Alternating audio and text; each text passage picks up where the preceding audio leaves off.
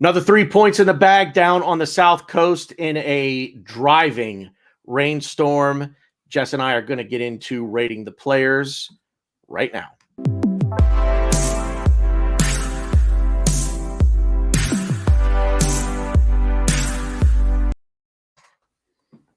That's a pretty sweet little intro, I think. Yeah. It's cute. I liked it. Yeah. So, Tom is his name. He's at, it's not at Lacazette. It's not spelled like that. It's at Lacazte, I think is how you do it. But you ever need any graphic work done, check him out. He's fantastic. And the avatars that you saw for the two of us in that opening are done by Gunnerball Z on Twitter, at Gunnerball Z. So let's get into it. Player ratings, 3-1 victory down on the South Coast at St. Mary's.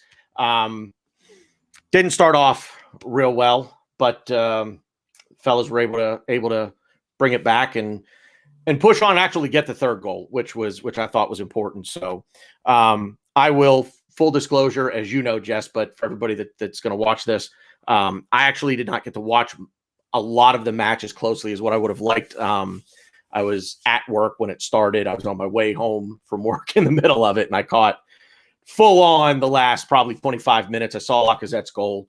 So my ratings are going to be maybe a little skewed, but I think, when you get something like this, a game like this, it's kind of easy to rate the players. You kind of know how they played throughout. So let's start. We'll work our way out from the back, as the team likes to do. So we'll start with Bernd Leno. What'd you think? Definitely, I'd give Bernd Leno I'll give him an 8.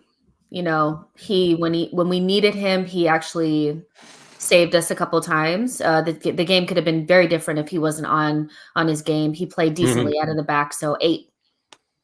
Yeah, 8 for me as well. From pretty much everything I saw. I mean, goalkeeper. It's like, did he make any bonehead errors? No, he didn't. The goal that Southampton scored. What's he really going to do there? It's a heck of a shot.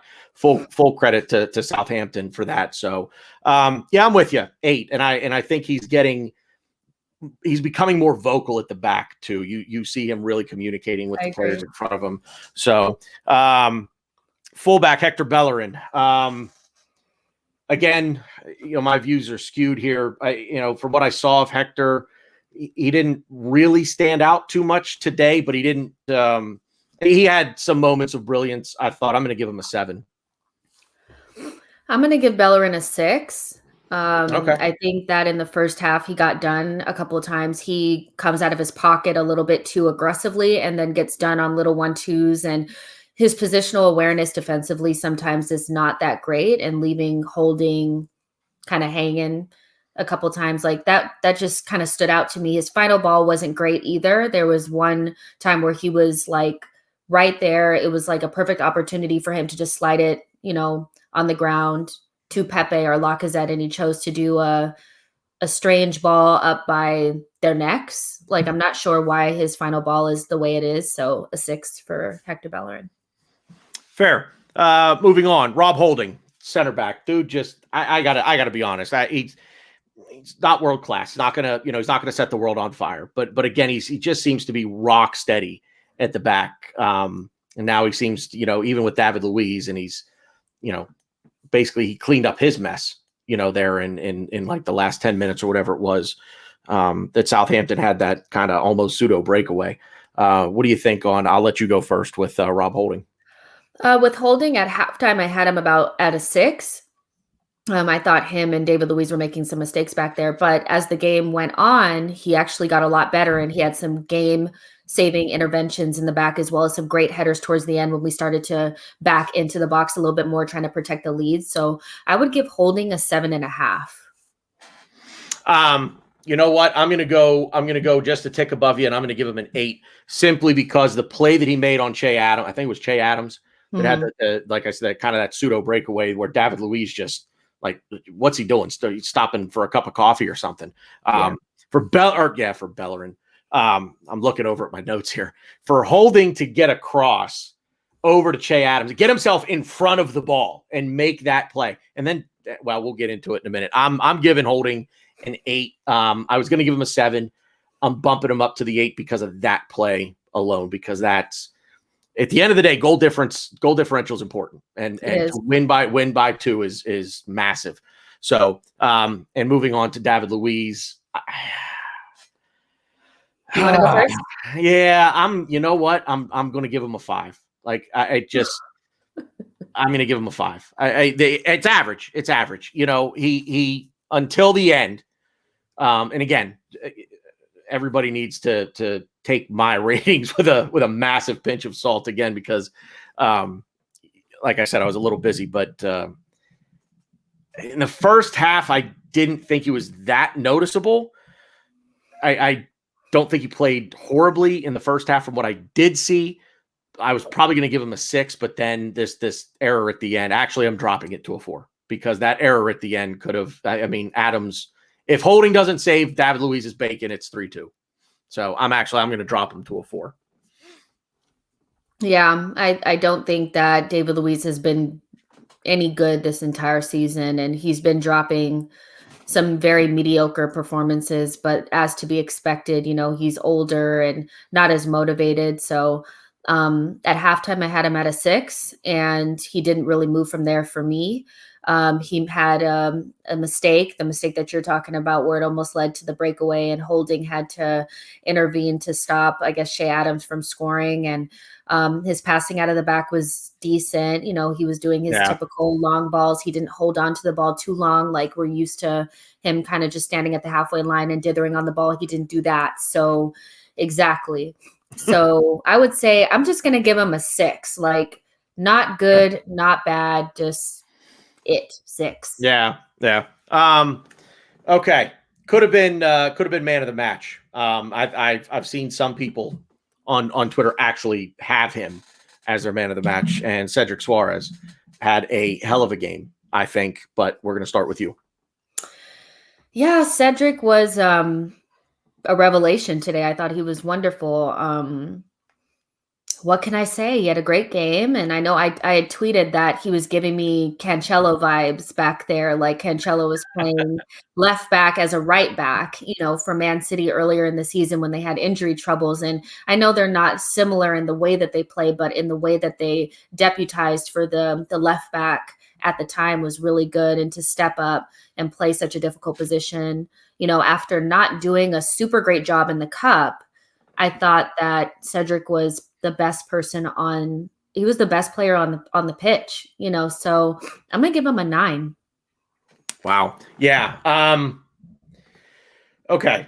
So full disclosure, when I do player ratings, when I sit here and try to assign a number to a player, 5 is average. I start at 5.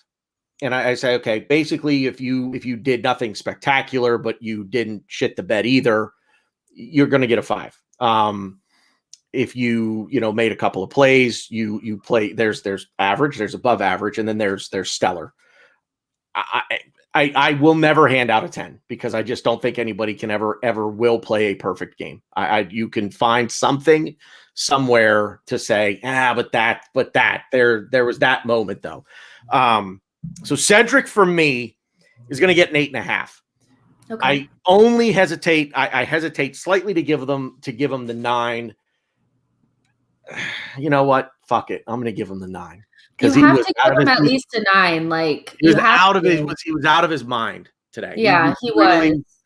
I think he warmed up to the task, having played left back on Saturday in the Cup. I think he was more comfortable today. He looked more comfortable today. I think he had something to prove as well. You know, we're looking for a backup left back, and he made a case for, do we actually need one? You know, like, you know what I'm saying? Yep. So, we can talk about that down the road at some other time. But you're absolutely right. I think he did have something to prove, and he proved it today. So that the pass that he made to Bukayo Saka, I know that the secondary assists, or the assisting the assister, or whatever you want to call it. Yeah, the pre-assist. I call it the secondary. That was a thing of beauty. That was an absolutely beautiful ball to switch the play to Bukayo Saka. Just absolutely brilliant. might have been my man of the match. We'll come to that at the very end. Granit Xhaka. Steady. Go. I thought he was steady. Nothing. I'm going to give him a 7. I don't think he did anything. I don't think he made any boneheaded errors. He was just his. I'll be honest. I think Granit Xhaka has been playing pretty well. For Granit Xhaka, he's been playing pretty well lately. I think he's putting in the slightly above average performances. I'm going to give him a 7. Yeah. I think, at halftime, I think I had him at like an 8. And I think he's going to stay there. Like, I think that he plays so much better next to Thomas Partey, and he was forgettable in a way where he wasn't making the glaring mistakes that we're used to him making. So, but I want to give him credit. He wasn't average like David Luiz and Bellerin. He was definitely, like you said, above average, but good. So 8 for Granit Xhaka for sure. Granit Xhaka gets an 8. Move on to everybody's new favorite. Well, not quite everybody's new favorite player, Thomas Partey. He did get subbed off at the end. Looked like it just a cramp. I don't think it's anything to be too precautionary for sure. Yeah. I think so. But Thomas Partey, take it away. I think I had him at a 7 at halftime. I didn't think he was doing great. I have high expectations because I know what he can do. So I thought that he could kick it up a notch, and he did. I think him and Xhaka were good as a pair, and I would give them as a pair an 8, which is most important. The partnership is important. If one person is a 5 and the other person is an 8, doesn't make sense. They were both an 8 together, really steady, didn't make any mistakes, complemented each other very well. Thomas Partey gets an 8. Yeah, the partnership, I'm going to touch on that real quick. You know what? At the beginning of the year, I didn't like it. I did not like that partnership one bit. I didn't think they played well together. I didn't think they played well off of one another. Especially in that Leicester game when we saw them for the first time together. Yep. But I'll tell you what, the playing time that Thomas Partey is getting now, coming back from the injury, it looks like it might be starting to click a little bit for those two. And that, you know what, I'm going to put that down to Thomas Partey because I think he does have the penchant for making players around him better. And the closer you are to him, the better you're probably going to be because he's going to boost you up.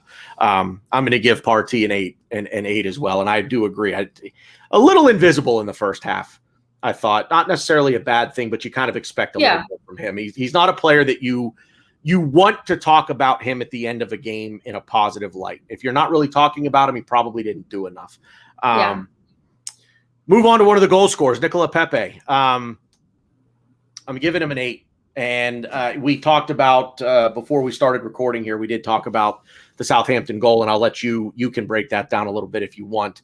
But look, he gets a goal, number one. I really think he worked his tail off today. I really do. He was tracking back defensively, which is not always something that he does. He was getting the ball in space. He was making moves. He, like Cedric, kind of has something to prove now. I don't think he'll ever be a 72 million pound player, but I think maybe the light bulb may have gone off a little bit, and he's saying, "Okay, wait a minute. I'm better than this, and I need to start showing it." And I think he showed it today. I'm going to give Pepe an 8. Yeah, I think this is a really big game for Pepe. He got an opportunity to play with the better players today, and so there was no excuse, for him not to show up, and he showed up. I'm gonna give him an 8.5, and the reason why I'm not gonna give him a 9 is just because, I make my player ratings based on expectation. And not because of the price tag, but because we know that there's a player in there somewhere. So I think a 9.5 Pepe is what we're looking for. And today we saw an 8.5, which is good compared to what we've been seeing. So 8.5 for sure. Yeah, we're getting there for sure. Emile Smith-Rowe, the streak continues, and that's all I'm going to say. And if you don't know what I'm talking about, look it up, because I am as superstitious as the day is long when it comes to this stuff. I heard the announcer on NBC here in America. I heard the NBC announcer make mention of the streak, and I'm like, I just threw my hands up. And I was in the car, actually. I was like, you got to be kidding me. There it goes. And but no, the streak continues. If you don't know what I'm talking about, look it up. I'm not going to mention it. But Jess, go ahead and give me your rating for him first. I'm going to give Smith Rowe an 8, and not as good as Pepe, not as good as Cedric, but just there with Thomas Partey and Xhaka as players that were great in that midfield. They controlled the game, and even though they did, I don't think Smith Rowe had like like his game against Chelsea or anything like that, like where he was like that instrumental, but just having somebody in there in that space, being able to take those touches. And he had so many ball recoveries too. Like, I know the numbers are out there, but he had so many ball recoveries. So even though he wasn't amongst the goals and the assists, I think he had a great game. So I'm going to give him an 8.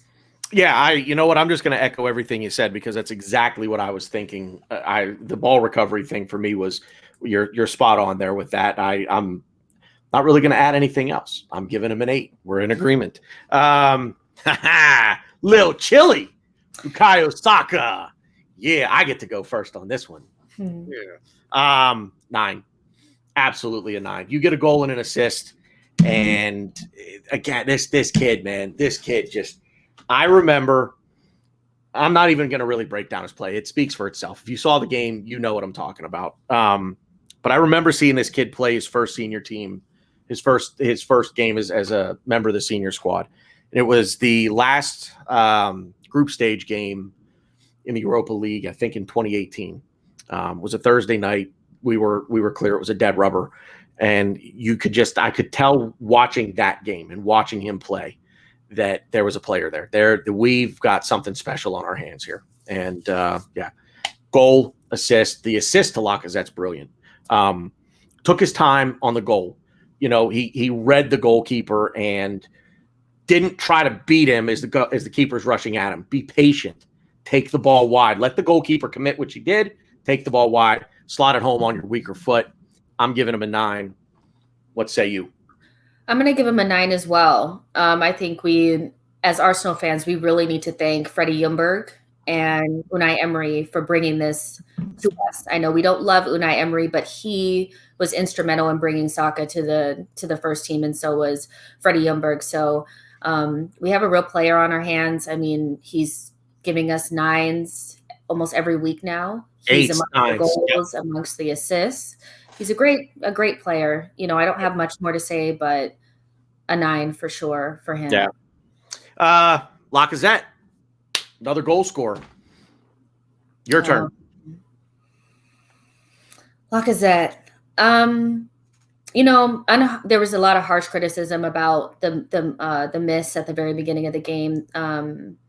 Yeah. But to be honest, like, every goal scorer misses sitters. It's just a natural thing to do, and he made up for it in the end. He has so much. He does so much donkey work that's not taken into consideration that sometimes I forget. So for today, I'm going to give Lacazette an 8. I think he's right in there with the Xhakas and the Thomas Parties. And, actually, I'm going to give him an 8.5 because he did score a goal. So an 8.5 for Lacazette. I think he was great today as well. The only difference for me is that miss in the first half. It's not an egregious miss. He was under a little bit of pressure. He definitely rushed it. I'd have to go back and watch again. I'm not sure if he could have taken another touch to try to get around the keeper. The goalkeeper cut off the angle. Like, the only thing that Lacazette could have done was hit it with his left right away. But he doesn't have a left foot. Right. Well, and you know what? As a former goalie in ice hockey, one of the things I was taught was always cut down the angle. You always want to cut down the angle. Give them less to shoot at. And credit to McCarthy, because that's what he did. He got right out in front of Lacazette. He made himself big. And what happened? So that's the only. I'm giving him an 8, and that's the only thing. I'm just knocking off half the point for that. And I'm nitpicking. Yeah, that's really all it is. But his work rate, like you said, the donkey work. I love that's a great phrase. Donkey work. When I put this up on Twitter, I'm hashtagging donkey. I didn't coin it. It's out there in the universe, but yeah, donkey work. Well, you know what? If nobody's taking credit for it yet, you can. So, 8 for me, 8.5 for you on Lacazette. Let's get into the subs. First sub to come on, I believe, was Willian for Emil Smith Rowe, and that seemed to be he came on first, and then Partey went off, I believe. Maybe I might have him backwards, but Willian, I'll take this one first. Go ahead. I mean, he didn't really have a chance to get much into the game. The game was pretty much well in hand at this point. Okay, fresh legs. I'm going to give him a 6. He didn't do anything. He didn't do anything that I saw that was really awful. Giving the ball away or he was working. He was running around. I'm going to give him a 6. I just didn't do anything spectacular to deserve anything more than that, but didn't shit the bed to deserve anything less to me. So, yeah, I mean, I think he was average. Didn't do anything ghost levels, Casper levels of performance. So I'm going to give him a 5.5, and I'm going to give him that extra half just because of that scream that he did when he went rolling onto the sideline. You know what though? That's happened to you before. I guarantee it. Where you take that knee on knee right on the inside. Oh, that's the worst. That's one of the worst feelings. Did you hear the scream? It was very like, I was like, you get a half a point for that. You tried it. The subs are always, especially when they come on late in the game that's already decided, it's kind of tough. Partey went off. El Neni replaced him. What do you 5. think? He did nothing. Yeah. Not like in that way, but like he didn't do anything, You know what? Yeah, but you know what though? For me, I got a bit of a soft spot in my heart for Mohamed El Neni. I just do. The dude, he doesn't always get it right, but the dude works hard. He is constantly running around the pitch, and he did that again today, but didn't do anything spectacular. But I'm giving him a 7 just because he's my Egyptian king. So I'm giving him a 7. I'm giving him a 7 just because I can. I had Joe Willock. Boy, what did he get? 30 seconds. So he gets Willock, like the NA, like yeah. I mean, it kind of is really. Yeah, he came on it like with a minute left. So Joe Willock. Hey, guess what, buddy? You get a 5 because you start right in the middle, and you didn't have time to do anything. I'm sorry, not your fault, but you get a 5 from me. Anything different? Nope. Yeah. 5. So, Arteta, and I'll let you can spend a little time on how you think Arteta did today. Lineup, subs, tactics. What do you give him? For this game, I'm going to give Arteta a 9. Wow. Actually, yeah, I'm going to give him a 9 because in the last couple games, we've played teams that were really out of form, just teams that we're supposed to beat. But Southampton is a team that, if they show up, they could hurt you, and he went with Pepe on the left instead of putting him on the right. He stuck with Cedric. I think every decision that he made was the right decision. And for somebody who got killed a couple days ago for rotating the squad like everybody said to do for the cup, I'm giving him a 9. I can't give him a 10. I don't know why, because it's just so difficult. Maybe if this was like a bigger game, maybe like against a bigger opponent, but he gets a 9. Put some respect on Mikel Arteta. That was against a really tough opponent. He made all the right choices. He played Pepe, a person that nobody would have chosen before the game started. He stuck with Cedric. He did great. Yeah. 9. Yeah, I all things considered, the only reason I'm gonna drop him to an 8 is well, here's why. And again, everything you said, I agree wholeheartedly with. Rotation, which everybody, if he wouldn't have rotated and somebody would have gotten hurt either on Saturday or today, had he not rotated at all, he'd be lambasted for that too. So he really can't win. It's a thankless job at the end of the day. But I give him an 8 only because I would have liked to have seen if you're going to make that third substitute, get him on. Like, come on, let's go. Get him on there. I mean, you bring a substitute on with a 2-goal lead in stoppage time. I've never really understood that. I think they do that just to disrupt any sort of pattern and could waste be more time. Like, I think that's something that even like Jose Mourinho does that. Like he just throws any old buddy out there. But I get what you're saying. Yeah, like I said, it to me it would have been get Willock on like right before the 90th minute and get he came on for Pepe. So I'm only thinking from a fitness level standpoint. Just get him off so that he's even if it's 5-7 minutes, he's got that little bit of extra. He's not out there running around anymore. Put it to bed. We're good. But I give him an 8. Yeah, I the lineup he did what he needed to do with the lineup. No Aubameyang, no Kieran Tierney, and he gave Pepe a chance. And I think what he would have been. I think he would have been inclined to flip Bukayo Saka and Nicola Pepe. That's what I wanted. Like that's what I said before the game, and I was proved wrong. Like Pepe on the left and keeping Saka in the position that he's made his home is right. So he made the right decision. Yeah, I think so. Sticking with Cedric, he could have put Maitland-Niles in there. He didn't. He could have dropped Saka back there. He could have dropped Saka back there. There was other choices that he could have made. So he's starting to get it. There's a line of thinking out there that would he have done this if it weren't for injuries? We don't know. In hindsight is always 20/20. But at the end of the day, he's getting it right now because the players that he couldn't play because of injury, he's not automatically putting them right back into the lineup now, i.e. Willian. So he's getting it right now. But yeah, the substitute thing for me, I'll give him an 8.5. I'll split the difference with you. Give him an 8.5. Not that big of a deal, but so I give him an 8.5. I'm going to let you go because I know you've got something to say on the referee, Kevin Friend. So go ahead. Okay.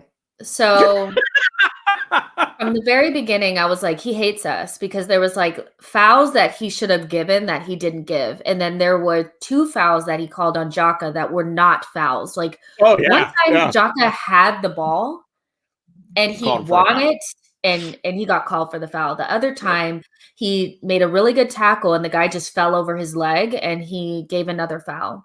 Then I know he didn't want to give that penalty, but if that had been any other player, that would have been a penalty. The guy shoved Lacazette in the back. The only thing I can say is that Lacazette made a meal out of it. Then you come to the Pepe situation where Pepe is standing there waiting to see if he's going to go out or if he's going to stay on because Emile Smith-Rowe goes down. And you can see that there's a pattern to our substitutions. If Emile Smith-Rowe goes down, Willian comes in. When Pepe is done playing, Martinelli comes in. So it's not like you can just make the same substitution regardless of who goes down and who's coming out. So he was just standing there waiting, and the ref went over and above to give him a yellow that was just, he didn't rescind it. He didn't take it back. It's just like, you're just picking on him. And then there were several times where Pepe got fouled where he didn't call it because he just figured, well, it's a tricky player. And so he's just going to go down and da-da-da-da-da-da. Because, refs talk behind the scenes about certain players. That's why Bellerin always gets called for foul throws, but other people don't. But he was an absolute joke today. Kevin Friend, 0. I'm not going to argue with you because I agree wholeheartedly. It's just like, what are you doing? What do that's a foul, but that's not. It makes no sense. So just be consistent. That's the one thing. If you're a referee, the one thing that anybody will ever ask is be consistent. Call it the same both ways. And he was all over the map today.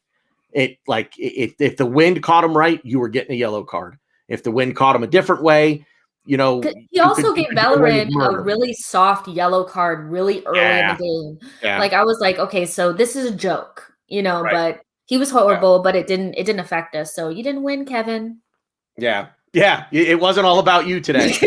So, so a good pilot episode here. Raiders going to rate. I don't know. Good title. You like it? Change it? I like the title. You guys, if you like the title and you like the show, let us know in the comment section. We're going to try to do these every single time that we have a game, like right after the game. So let us know what you think about the show, and make sure that you like the video and subscribe to the channel so you never miss another episode. Absolutely. Here. Yeah, just to piggyback real quick off that, it won't always be Jess and I. If I'm around, as long as I can make it, it probably will be the two of us. But her availability is a little better than mine is with these things. So if I'm not here, Jess is going to take over, and special guest appearance from who knows? Who knows? Oh no, it'll be a surprise.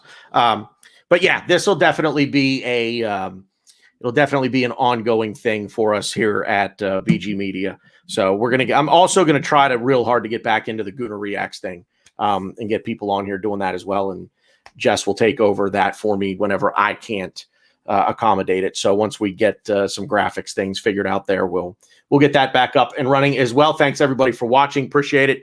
Make sure you like the video, subscribe to the channel, drop a comment if you like what you saw. We're going to get out of here. Thanks, guys.